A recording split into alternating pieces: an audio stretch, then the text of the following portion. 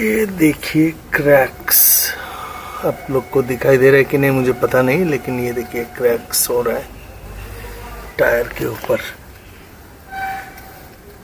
तो इसका मतलब ये है कि टायर हार्ड हो गया है और जल्द से जल्द टायर को चेंज करना है।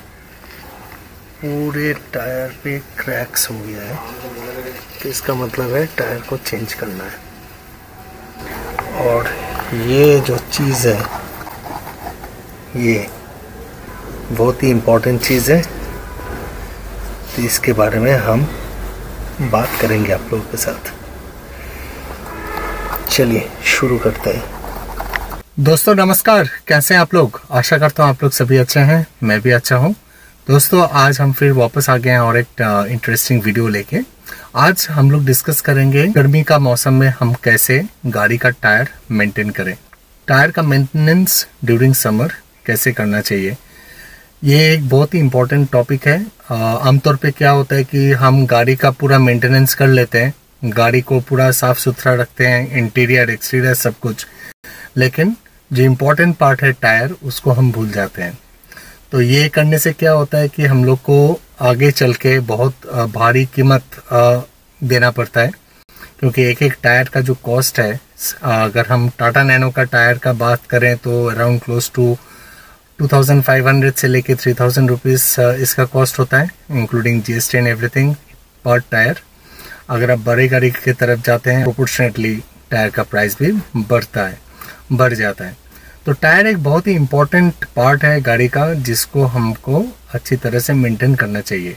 तो यही आज हम डिस्कस करेंगे, स्पेशली समर सीजन में जब वेदर कंडीशन बहुत ही एक्सट्रीम होता है, टेम्परेचर अराउंड 42-43 डिग्री सेंटीग्रेड चढ़ जाता है, तो उस समय टायर के ऊपर बहुत ज़्यादा दबाव पड़ता है, लेकिन हम लोग उसको इग्नोर कर देते हैं। हम लोग केयर नहीं करते हैं टायर का, और क्या होता है 2 साल या 3 साल के बाद हम लोग को दिखाई देता है कि टायर काम नहीं कर रहा है या टायर में कुछ ना कुछ प्रॉब्लम्स आ ही जाता है। तो टायर का लाइफ आप कैसे डबल करें, या टायर का लाइफ को आप कितना दिन तक आप इसको मेंटेन करें, वही आज हम डिस्कस करेंगे इस वीडियो में। वीडियो थोड़ा बड़ा हो सकता है लेकिन इंटरेस्टिंग होगा। अगर पसंद आए तो प्लीज़ एक लाइक देके मुझे सपोर्ट कीजिएगा।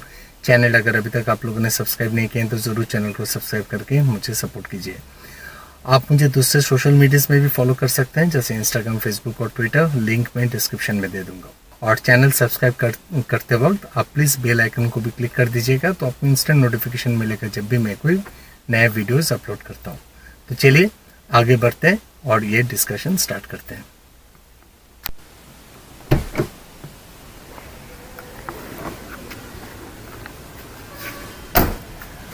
तो पहला चीज़ हम लोग को जो चेक करना है वो है आपका टायर का प्रेशर। तो यूजुअली हम लोग नॉर्मली इस तरह से प्रेस करके हम लोग चेक कर लेते हैं टायर का प्रेशर क्या है। हर एक टायर का प्रेशर अलग होता है। जैसे कि आप अगर गाड़ी स्पेशली टाटा नैनो का अगर आप देखोगे कि फ्रंट डोर, ड्राइवर डोर के सामने यहाँ पे देखिए टायर प्रेशर दिया गया है। फ्रंट का यहाँ पे दिया गया है 26 to 28 PSI और रियर का दिया गया है 28 to 30 PSI। ठीक है। टायर चेकिंग आपको एवरी वीक आपको करना चाहिए, मतलब टायर का जो प्रेशर चेक जो है वो आपको एवरी वीक करना चाहिए, देखना चाहिए। तो मैं क्या करता हूँ, मैं कन्वीनियंस के लिए अपने साथ ये टायर प्रेशर का जो मॉनिटर है अमेजन बेसिक्स का, ये मैं कैरी करता हूँ। और इसके साथ साथ ये एक मैनुअल टायर प्रेशर गॉज है, ये भी मैं कैरी करता हूँ। इन केस अगर सोचिए कि बैटरी डाउन हो गया है, गाड़ी का बैटरी डाउन हो गया, बैटरी काम नहीं कर रहा है, तो उस समय you can not use this becomes totally impaired, ये काम नहीं करेगा। तो उस समय फॉर इमरजेंसी पर्पस मैं ये मिशेलिन का टायर पंप मैं खरीदा हूँ। This is very convenient. करीब 4 साल से मैं यूज़ कर रहा हूँ, अभी तक चल रहा है ये। और ये इसका उम्र करीब 2 साल हो गया है, ये भी ठीक तरह से ही काम कर रहा है। तो ये मैं रखा हूँ अपने साथ। इन केस रास्ते में अगर टायर का लीकेज हो जाए या टायर में अगर प्रेशर कम है तो मैं इसको पंप दे सकूं। अगर टायर पंक्चर हो जाता है तो यूजुअली हम लोग क्या करते हैं कि नॉर्मल पंक्चर किट जो हम लोग यूज़ करते हैं वो हम यूज़ कर सकते हैं, लेकिन उससे क्या होता है कि चांसेस रहता है कि टायर अगर पुराना है, अगर टायर का वॉल हार्ड हो चुका है, तो देखिए टायर का अंदर एक पर्टिकुलर सोल्यूशन रहता है which makes the tyre soft. अगर आपका गाड़ी बाहर रहता है, सर्दी गर्मी बरसात के टाइम में आपका गाड़ी हमेशा बाहर ही रहता है, आपके पास गैराज का फैसिलिटी नहीं है, तो क्या होता है आप देखोगे कि अगर आप टायर मेंटेन नहीं करते हो ना, तो टायर धीरे धीरे हार्ड हो जाता है। टायर के अंदर जो लिक्विड रहता है या जो सोल्यूशन रहता है which gives the tyre soft, वो धीरे धीरे ड्राई अप हो जाता है। जैसे ड्राई अप हो जाएगा वैसे वैसे आप देखोगे कि आपका गाड़ी का टायर हार्ड हो रहा है। तो this is a kind of indication कि अभी आपको टायर चेंज करना है। तो इस चीज़ को अगर इसी दौरान अगर आपका टायर हार्ड हो रहा है और उसी दौरान अगर आपका टायर में पंचर भी हो जाता है, तो उस समय इट इज़ ऑलवेज रिकमेंडेड कि आप mushroom type puncture kit use कीजिए। उससे क्या होता है कि ये जो क्रैक्स, उस क्रैक को हम बुझाते क्या है, नॉर्मल जो पंक्चर रिपेयर किट होता है, जो स्टिकी एक रबरिश एक मटेरियल से जो हम लोग करते हैं, तो हम लोग क्या करते हैं, पहले हम लोग बोरिंग से इसको वो जो छेद है उसको थोड़ा बड़ा करते हैं, उसके बाद वो पर्टिकुलर रबराइज्ड मटेरियल को हम लोग अंदर घुसा के फिर बाहर निकालते हैं ना, तो उस तरह से हम लोग छेद को बंद करते हैं। लेकिन उससे साथ साथ क्या होता है, अगर आपका टायर पुराना है, अगर आपका टायर हार्ड हो चुका है, तो वो जो क्रैक है ना, वो क्रैक बढ़ सकता है। उस चीज़ से बचने के लिए इट इज़ ऑलवेज रिकमेंडेड कि आप mushroom type tyre puncture repair kit use कीजिए। थोड़ा कॉस्टली होता है लेकिन अच्छा है, इससे टायर का लाइफ भी बढ़ जाता है। अभी आता है with regards to tyre balancing and tyre का अलाइनमेंट। जब भी आप टायर चेंज करते हो, तो नए टायर अगर आप लगाते हो, अगर आपका टायर रन आउट हो चुका है तो आप नया टायर ऑब्वियसली लगाओगे। तो नया टायर लगाने के वक्त आपको टायर का ठीक तरह से बैलेंसिंग भी करना है। बैलेंसिंग का ज़रूरत क्यों है, क्योंकि उससे क्या होता है कि टायर का इवनली वेयर एंड टेयर होता है, गाड़ी का बैलेंस भी सही तरह से रह जाता है और गाड़ी का मैन्यूवरिंग में भी तो तकलीफ नहीं होता है। और इसके साथ साथ बैलेंसिंग के साथ साथ every 3 to 6 months based upon आपका गाड़ी जिस तरह से चलता है, मतलब आप कितना चलाते हो गाड़ी, रेकमेंडेड है कि एवरी 5000 किलोमीटर्स के बाद आप टायर का बैलेंसिंग और अलाइनमेंट ज़रूर कीजिएगा। तो इससे क्या होता है कि टायर का जो वेयर एंड टियर जो होता है वो इवनली होता है, अनइवन वेयर एंड टियर्स नहीं होता है, और गाड़ी का माइलेज बोलिए, गाड़ी का हेल्थ बोलिए, सही रहता है। दूसरा चीज़ ये है कि आप इंश्योर कीजिएगा कि जब भी आप गाड़ी चलाते हो, सडन ब्रेकिंग और सडन एक्सेलेरेशन मत कीजिए। सडन ब्रेकिंग और सडन एक्सेलेरेशन से क्या होता है, व्हील का रोटेशन, व्हील का स्पिनिंग बहुत ज़्यादा होता है। उससे क्या होता है, व्हील का वेयर एंड टियर ज़्यादा होता है। ब्रेकिंग तो आपके हाथ में नहीं है, सडन ब्रेकिंग कभी भी करना पड़ सकता है जब आप हाईवे पे गाड़ी चलाते हो या आप सिटी के अंदर गाड़ी चलाते हो, लेकिन एक्सेलरेशन आपके हाथ में है। जब भी आप एक्सेलरेट करो गाड़ी, आप लिनियरली एक्सेलरेट करो, तो इससे क्या होता है, टायर के ऊपर ज़्यादा दबाव नहीं पड़ता है। अभी बात करते हैं टायर रोटेशन की। देखिए टाटा नैनो में टायर का जो स्पेसिफिकेशन है, अगर आप देखोगे इसका स्पेसिफिकेशन है 155/65 R12, ये है रियर टायर का स्पेसिफिकेशन। अगर आप सामने का टायर का स्पेसिफिकेशन देखना चाहते हो तो ये है 135/70/R12। सो बेसिकली दोनों टायर का स्पेसिफिकेशन एक नहीं है। तो इसमें क्या होता है, टाटा नैनो में टायर रोटेशन करने में थोड़ा कम्बरसन हो जाता है, मतलब नॉर्मल नहीं होता है। तो आइडियली क्या होता है, दूसरी गाड़ी में चारों की चारों टायर का स्पेसिफिकेशन एक रहता है, तो उसमें आप टायर रोटेशन आसानी से कर सकते हो, लेकिन टाटा नैनो में आप ये नहीं कर पाओगे। तो इसमें आप रोटेशन के किस तरह से कर सकते हो कि पीछे का टायर पीछे वाला टायर के साथ रोटेट करो, मतलब लेफ्ट का टायर राइट के साथ रोटेट करो पीछे वाला, और सामने वाला भी आप राइट के साथ लेफ्ट का रोटेट करो। तो इस तरह से आप टायर रोटेशन करने से क्या होता है कि टायर में वेयर एंड टियर इवनली होता है। अभी दूसरा चीज़ जो देखना है आपको, इधर आइए मैं दिखाता हूँ आपको।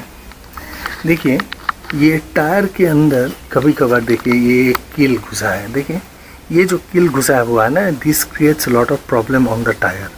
इससे क्या होता है, टायर का वेयर एंड टियर ज़्यादा होता है, टायर में ज़्यादा दबाव पड़ता है और अनइवन क्रैक्स हो सकता है, ठीक है, टायर में। तो इसको जब भी आप देखते हो तो इसको आप क्लियर करो।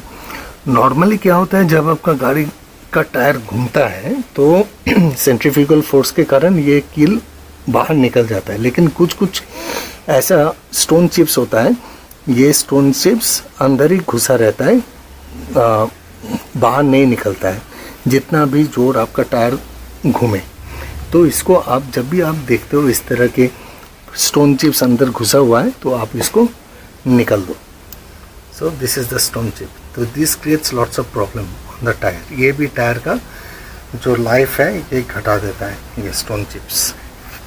जब आप गाड़ी चलाते हो, स्पेशली जब आप जिस रास्ते पे ऊपर आप गाड़ी चलाते हो उस रास्ते पे अगर पॉटहोल्स ज़्यादा है, बम्पी रोड है, तो उस एरिया में आप गाड़ी को थोड़ा प्यार से चलाओ, स्पीड में मत चलाओ, क्योंकि उससे क्या होता है आपकी शॉक एब्जॉर्बर के ऊपर भी दबाव पड़ता है और सबसे ज़्यादा दबाव पड़ता है आपके टायर के ऊपर। तो इससे भी क्या होता है कि अगर आप गाड़ी को प्यार से चलाओगे बम्पी रोड्स में तो उससे भी आपका टायर का लाइफ बढ़ जाता है। अभी एक इम्पॉर्टेंट बात करेंगे regarding the ageing of tyre.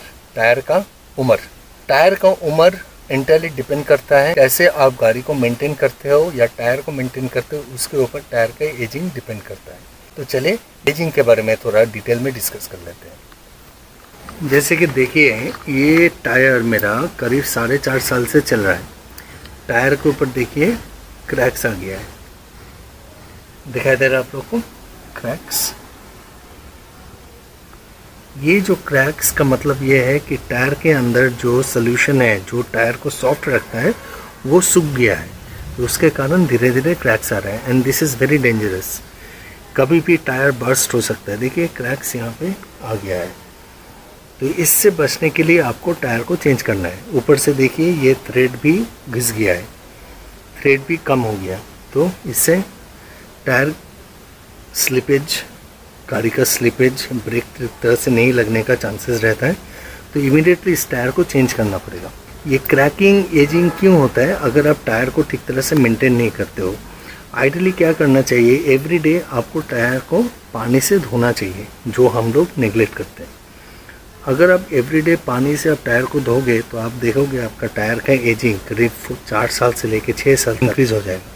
लेकिन अगर आपका गाड़ी बाहर रहता है और आप टायर पानी से नहीं धोते हो तो धीरे धीरे ये इसका जो अंदर का जो सोल्यूशन है, जो लिक्विड है, जो केमिकल है, जो इसको सॉफ्ट रहता है, वो सूख जाता है और टायर हार्ड हो जाता है। और इसके साथ साथ आप टायर के ऊपर पॉलिश भी कर सकते हो। जैसे कि देखिए मैं यहाँ पे पॉलिश किया हूँ टायर को, इसीलिए थोड़ा डार्क लगना है। या आप नॉर्मल जो शैम्पू रहता है ना, जो नहाने वाला जो शैम्पू है, उससे भी आप टायर को धो सकते हैं। टायर का एजिंग के बारे में थोड़ा डिटेल में बात कर लेते हैं। एजिंग क्यों होता है, टायर में क्रैक्स क्यों होता है? एजिंग का मतलब है टायर में क्रैक्स, मतलब टायर पुराना हो चुका है। क्रैक्स का इंडिकेशन मतलब ये है कि आपको टायर चेंज करना है। अगर प्रीमेच्योर क्रैक्स अगर हम बात करते हैं, ये होता है अगर आपका टायर का प्रेशर सही तरह से मेंटेन नहीं किया गया है। तो अगर आपका टायर प्रेशर कम है, रिकमेंडेड प्रेशर से अगर कम है या हाई है, तो बहुत ही जल्दी टायर में क्रैक्स आ सकता है। देखिए टायर के अंदर का जो हवा है वो बेसिकली गाड़ी का जो वेट, पैसेंजर का वेट, लगेजेस का वेट कैरी करता है। अगर प्रेशर कम है, मतलब हवा अगर कम है टायर के अंदर, तो टायर का वॉल स्क्वीज होगा, मतलब टायर के ऊपर दबाव पड़ेगा। टायर का जो वॉल रहता है या टायर जो रहता है उसका एक लिमिट रहता है। अगर लिमिट से कम अगर एयर प्रेशर है तो ज़्यादा स्क्वीज करेगा और इससे क्या होगा, धीरे धीरे धीरे धीरे टायर में क्रैक्स आने लगेगा। उल्टा अगर हम सोचें कि टायर प्रेशर ज़्यादा है, तो एज बिकॉज टायर के अंदर हवा ज़्यादा है तो टायर क्या करेगा, ये दबाव डालेगा शॉक एब्जॉर्बर के ऊपर और उसके साथ साथ गाड़ी के टायर के ऊपर भी दबाव पड़ेगा। जैसे जैसे गाड़ी बम्पी रोड के ऊपर चलेगा, टायर के ऊपर दबाव पड़ेगा। टायर के ऊपर, टायर के अंदर जो हवा है वो ठीक तरह से इवनली डिस्ट्रीब्यूटेड नहीं हो पाएगा। इससे क्या होगा कि आप महसूस करोगे कि जर्क महसूस होगा, एक अनकंफर्टेबल राइड महसूस होगा। ये क्यों हो रहा है? क्योंकि टायर के ऊपर प्रेशर पड़ रहा है। इससे क्या होता है, वॉल के ऊपर, स्पेशली टायर का जो वॉल्स है उसके ऊपर बहुत ज़्यादा प्रेशर आ जाता है और धीरे धीरे टायर इसको बर्दाश्त नहीं कर पाता है और क्रैक्स आने लगता है, मतलब इसके बर्दाश्त के बाहर आ चुका है, इसीलिए क्रैक्स आ रहा है। तीसरा कारण जो होता है एजिंग का वो है अगर टायर का जो रिम है, देखिए टायर का जो रिम है, अगर आपका स्टील रिम है, रिम अगर पुराना हो गया है, रिम के ऊपर अगर रस्ट फॉर्म हो गया है तो रिम का जो स्ट्रेंथ है वो कम हो जाएगा। जैसे जैसे रिम का स्ट्रेंथ कम होगा ये बेंड होने लगेगा, इससे क्या होगा टायर अनइवनली डिस्ट्रीब्यूटेड रहेगा और आपको इस यहीं पे एकदम रिम के लगवा जो टायर्स है, जो टायर का जो पार्ट है या बॉडी है, यहाँ पे आपको क्रैक्स दिखाई देने लगेगा। तो रिम के ऊपर भी डिपेंड करता है टायर का क्रैक्स।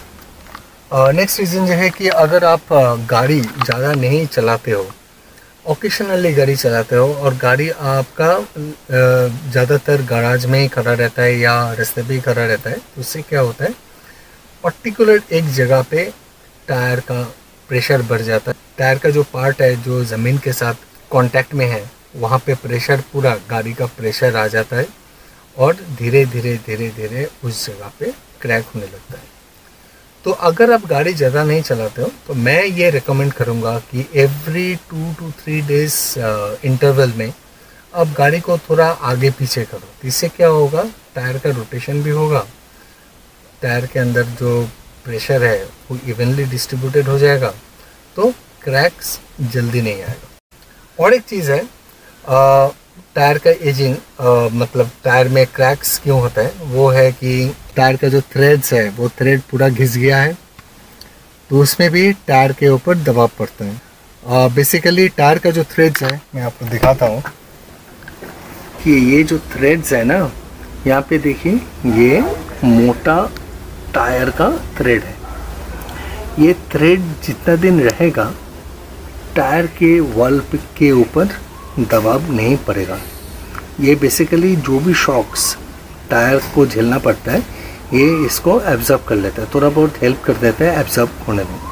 अगर धीरे धीरे ये थ्रेड अगर चला जाता है, जैसे कि देखिए मेरा ये वाला टायर देखिए, इसका देखिए थ्रेड पूरा घिस गया है और जैसे जैसे थ्रेड घिसने लगा वैसे वैसे क्रैक्स आने लगा है, टायर में क्रैक्स आने लगा है। तो क्रैक्स क्यों आया, क्योंकि थ्रेड घिस गया है टायर का। देखिए यहाँ पर भी क्रैक्स आ गया, ये भी क्रैक आ गया, धीरे धीरे टायर के ऊपर प्रेशर बढ़ने लगा है, इसलिए क्रैक्स भी आने लगा है। तो ये सारे कारण हो सकता है क्रैक्स आने का। अभी गाड़ी का जो थ्रेड है, थ्रेड आप मेजर कैसे करोगे? यूजुअली इंस्ट्रूमेंट मिलता है थ्रेड मेजर करने का, लेकिन नॉर्मली देसी प्रोसेस या देसी स्टाइल में हम लोग एक कॉइन लेते हैं, कॉइन लेके ऐसे करके मेजर करते हैं। अगर आप देखते हो कि कॉइन नीचे जा रहा है, मतलब इसका जो थ्रेड है इसका अभी भी सही है, मतलब अभी टायर चेंज करने का ज़रूरत नहीं। अभी फ्रंट राइट का देख लेते हैं, फ्रंट राइट का भी सही है, चलेगा। रियर लेफ्ट का देख लेते हैं, रियर लेफ्ट का भी सही है, लेकिन फ्रंट लेफ्ट का थ्रेड बिल्कुल घिस गया, मतलब थ्रेड है ही नहीं। देखिए, तो ये आप कॉइन से चेक कर सकते हैं कि थ्रेड का क्या हालत है गाड़ी का। ये देसी स्टाइल है। पॉलिशिंग से क्या होता है, टायर में एक ग्लॉसीनेस आ जाता है। It helps to reflect the sunlight. जितना टायर सनलाइट को रिफ्लेक्ट करेगा उतना आपका टायर के ऊपर डायरेक्ट सनलाइट्स नहीं आएगा और टायर ठीक तरह से चलेगा, मतलब टायर का लाइफ इंक्रीज होगा। टायर अगर अच्छे कंडीशन में है तो ये आपको एक्सीडेंट से बचाता है, लेकिन टायर अगर अच्छे कंडीशन में नहीं है, अगर टायर हार्ड हो चुका है तो ये एनी टाइम एक्सीडेंट हो सकता है। तो इट्स वेरी रिस्की। एक 2-3 हज़ार का टायर के बदले आप लाइफ को मत रिस्क कीजिए। अगर आप देखते हैं कि टायर में क्रैक्स बहुत ज़्यादा हो चुका है, टायर चेंज करना चाहिए, तो आप ज़रूर टायर को चेंज कर लीजिए। टायर प्रेशर चेक करने का आइडियल टाइम है इट्स अर्ली मॉर्निंग। कभी भी आप टायर प्रेशर चेक मत कीजिए ड्यूरिंग आफ्टरनून या during the course of the day. कभी भी आप टायर प्रेशर रिकमेंडेड प्रेशर के ऊपर या उसके नीचे आप मत रखिएगा। टायर का लाइफ हैम्पर होगा, मतलब टायर का लाइफ शॉर्टन हो जाएगा। अगर आप गाड़ी को प्यार से चलाते हो तो आपका टायर आराम से 3-4 साल 5 साल तक भी आराम से आप बहुत रफ यूज़ करते हो, रैश ड्राइविंग करते हो, तो आपका टायर 2 साल या 1.5 साल में घिस जाएगा।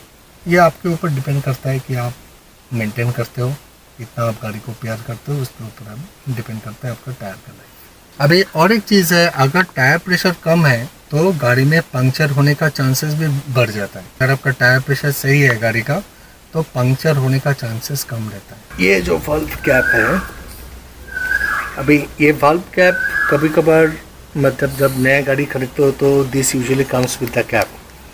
अब क्या होता है, धीरे धीरे जैसे गाड़ी पुराना होने लगता है ये कैप इधर खो जाता है, ये गुम हो जाता है। अगर ये गुम हो जाता है तो इस वाल्व के अंदर मिट्टी, कीचड़, धूल सब कुछ जम जाता है। इससे क्या होता है, वाल्व यहाँ के वाल्व के अंदर एक प्रेशर क्रिएट होता है, इससे हवा लीकेज भी हो सकता है, और अगर आप हवा डालने का कोशिश करते हो हवा अंदर नहीं भी जा सकता है। तो this cap has a very important role. तो जब भी आप देखते हो कि आपके टायर में ये कैप नहीं है तो आप ये कैप खरीद सकते हो, ऑनलाइन भी खरीद सकते हो या किसी भी मैकेनिकल की दुकान से भी आप खरीद सकते हो।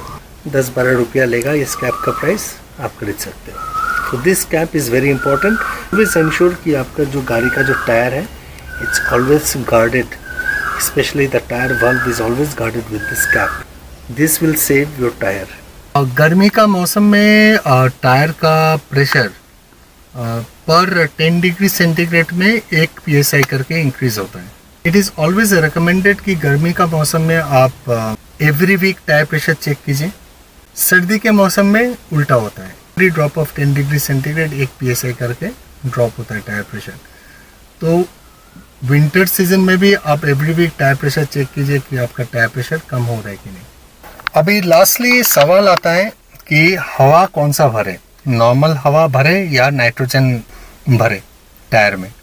नाइट्रोजन पर tyre is cost around close to 40-50 rupees, it depends upon which city you live. मैं कभी भी अपना गाड़ी में नाइट्रोजन भरवाया नहीं हूँ, अभी भी गाड़ी सही सलामत चल रहा है, अभी भी टायर सही सलामत है। देखिए नॉर्मल ईयर में already we have around close to 78% of nitrogen gas, तो नॉर्मल ईयर में भी नाइट्रोजन है। अगर आप फुल नाइट्रोजन गैस डालते हो तो इससे क्या होता है, सुविधा ये होता है कि टायर गर्म नहीं होता है।